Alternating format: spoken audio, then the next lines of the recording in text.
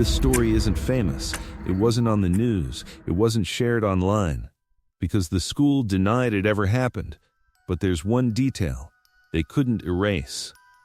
The attendance list. This happened in a government school. Old building.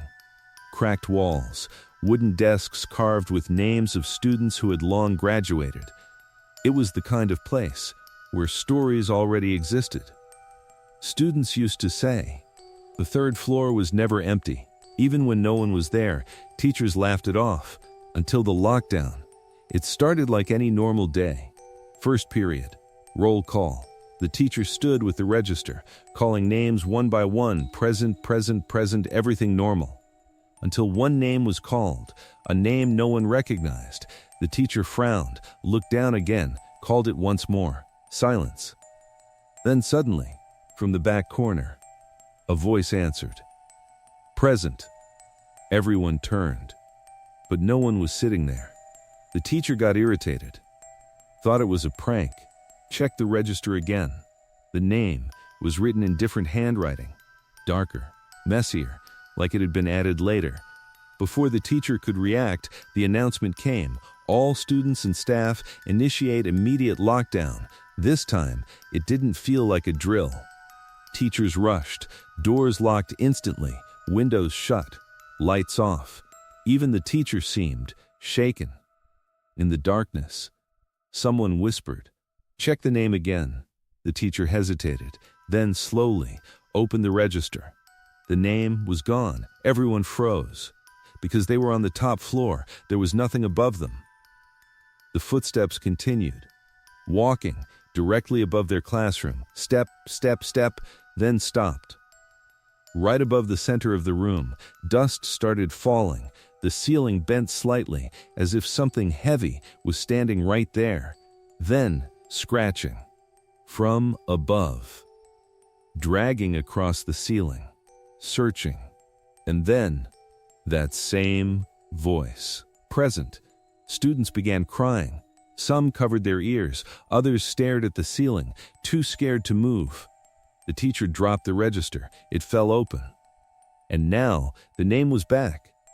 But not just one, multiple names, dozens. None of them belonged to anyone in the class.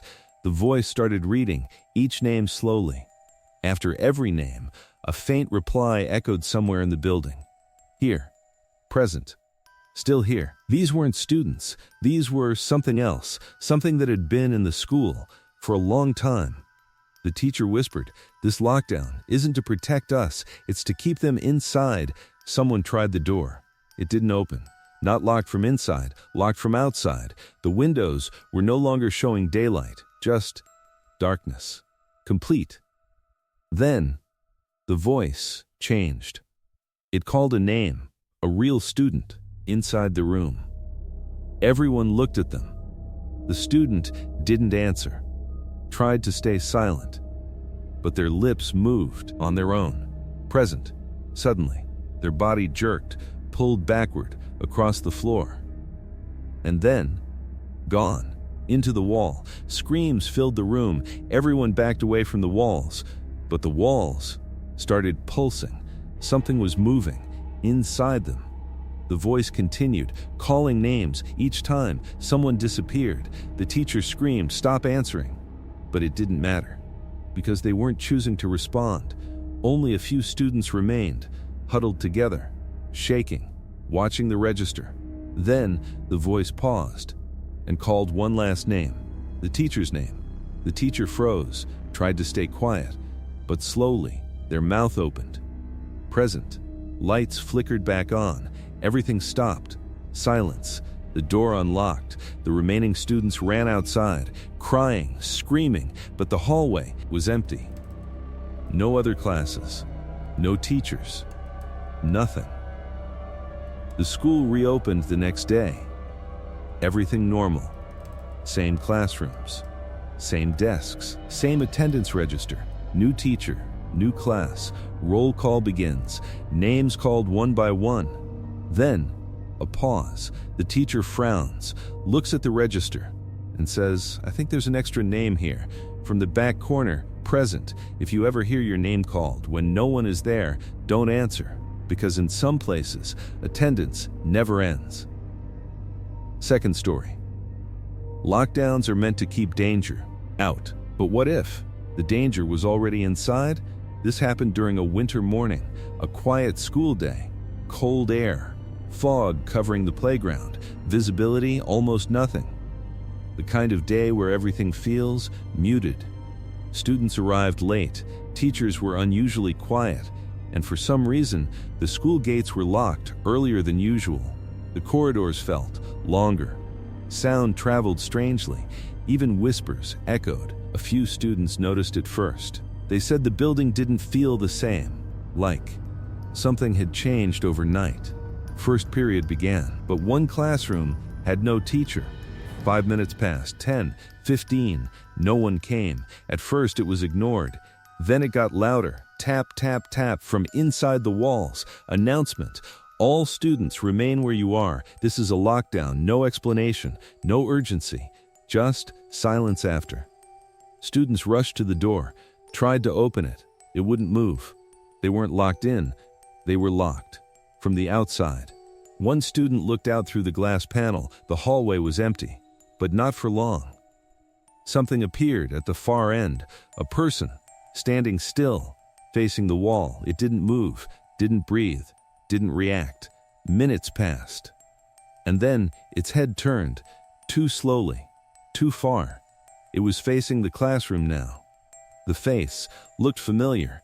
It was the missing teacher. But something was wrong. The eyes didn't blink. The skin looked stretched, like it didn't belong. It began walking. But no footsteps. No sound at all. Just movement, gliding closer and closer. When it reached the door, it smiled, the same unnatural smile, too wide, too still. Its mouth didn't move. But the voice came anyway. Open the door, students backed away. Some started crying. The walls started moving, not visibly. But you could hear it, breathing, like the entire building was alive. Without anyone touching it, the chalk on the board began writing, "You were not supposed to see US." Suddenly, more voices filled the room, from behind, from above, from inside desks. "We were here first. You replaced us. This is ours." From the hallway. Screams echoed, doors slamming, running, then silence. One by one, each classroom went quiet. One student turned on their phone camera, pointed it at the door. At first, nothing. Then on the screen, something appeared. Figures. Standing behind them. But when they turned, nothing was there. The realization hit slowly. Whatever was in the building was copying them. Their voices, their faces, their movements. Someone whispered, "How do we know we're all real?" Silence. No one answered. They decided to test each other. Simple questions, memories, names. One student got something wrong, something only they should know. Everyone turned. The student was smiling. The smile widened. Eyes went black. And the voice changed. You noticed the lights flickered violently. The student didn't move, but something invisible did.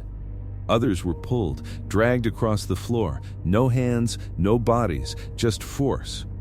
One student screamed as their body sank into the wall, like it was liquid, gone. The voices returned, counting, slowly. 1, 2, 3, each number. Another student vanished. Only a few remained, huddled in a corner, shaking, watching each other, waiting. Announcement: lockdown complete. Integration successful. The remaining students didn't understand until they looked at each other and realized they weren't all the same anymore.